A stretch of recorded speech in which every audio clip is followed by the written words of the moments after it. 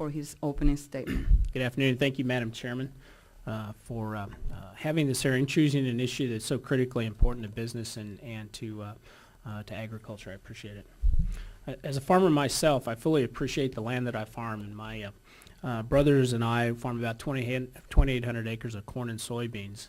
And in order for us to achieve the greatest yields on our property, we have to take care of that land. So trust me when I say that farmers are the very best stewards of the land that they farm. It's absolutely in their best interest. However, I grow increasingly frustrated when the government dictates to me how I can use my property, has to suggest that it knows better than those who live off of it. In the 109th and 110th Congress, legislation was introduced that would have been an unprecedented expansion of federal government intrusion into the lives of property and business owners across the country.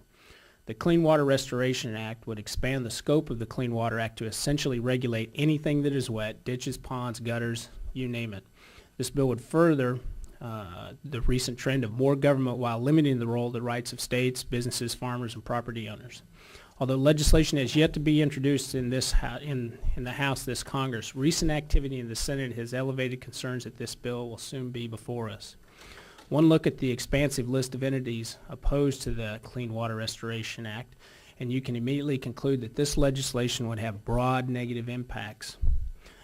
Litigation from third-party activist groups would dramatically increase as the government and stakeholders struggle to clarify the new meaning of the legislation. This committee has extensively explored the economic consequences of an out-of-control legal system. Expanded federal jurisdiction over the waters of the United States would mean a significant increase in permit applications for people with as little as a puddle on their property. These costs and delays will slow down a host of economic activity, including agriculture, real estate development, electricity transmission, transportation, infrastructure development, and various energy-related tasks such as mining and energy exploration.